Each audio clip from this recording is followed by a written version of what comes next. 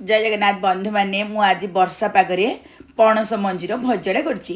वर्तमान तो सावित्री सरी मार्केट रे बढ़िया बढ़िया पणस सब मिलूँ। समस्त घर पणस आसी पणस मंजी भजा करी खाई सारे।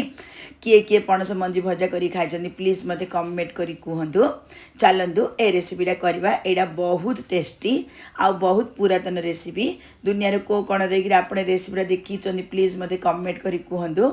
मु चुली उपरे प्रेसर कुकर नहीं है पानी दे दीची। पणस मंजीर ऊपर छिलका बाहर करके मझीरू फाड़ करके भल भाव 2 थर धोई देची। तापरे लुण देकी प्रेसर कुकर मु कवर दे देबी। मु 2-3टा सीटी आसा पर्यंत बसेबी कारण पणस मंजीरा टिके लेट रे सीजिबो।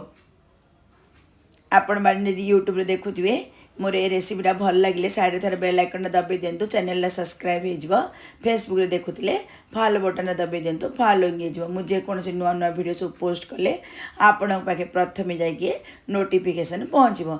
देखो ए भितर मोर 2-3टा हुइसिल पलै आसी। मु गैस जावा पर्यंत अपेक्षा करी। मु गोटे बाउल नहीं से चाउल पाउडर नहीं। एटा पूरा गाँवली स्टाइल रो मु करुची। हलदी गुंड आधा चामच लंका गुंड 1 चामच मु दे देची। तापर आम से स्वाद अनुसार लुण देदेबा। आउ टिके पियाज कट्टा से देदेबा छोट छोट चुन चुन करके। आपण चाहिए अदा रसुण पेस्ट टी दे पारे। मत किंतु अदा रसुण पेस्ट देले पसंद नहीं से मुझे तापर पानी देकी भल भाव मिसई देवी। गोटे बेटर जमी किसी पतला है नथिबो कि बेसी मोटा है नथिबो। जस्ट आमर पणस मंजी उपरे गोटे कभर हम। सेपटे तेल कड़े मु बसई देची गरम हो गलानी। एपटे मो बेटर रेडी हो गला। सीझीवा पणस मंजी को मुझे पकई देची। आपण चाहिए धनिया पत्र पकई पारे भुसुंगा पत्र पकई पारे अदा रसुण पेस्ट पकई पारे। किंतु अदा रसुण पेस्ट पकईले टिके आइंसिया गंध लगुच से मो घर किए पसंद करना मु पकईनी। तेल पूरा गरम हो गला। पणस मंजी भी ए भितर गोले देची सबू जाक गोटे गोटे कर पकईदेली। एटा गोटे 2-3 मिनट लगे भाजीवाई कहीकि। आपण मानक को भात सहित खाइबा पसंद मत निश्चित भाव कमेंट करी कहे।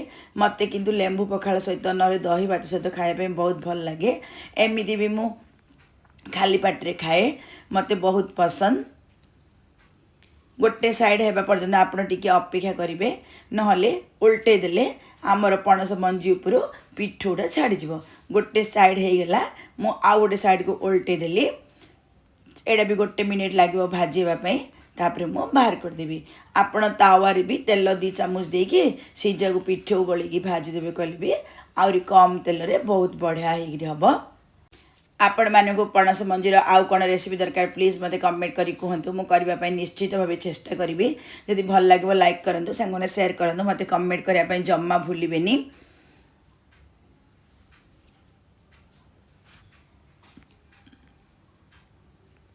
आपण केबेले बेसी समय पर्यंत रखु नथिबे कहले तार ऊपर पिठूटा हार्ड हो 2-3 मिनट रखिकी बाहर कर दूथे।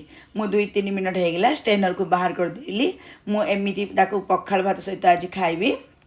आपण एपरी करंतु एंजॉय करंतु घर लोक खुआंतु करिकी रहिली। धन्यवाद।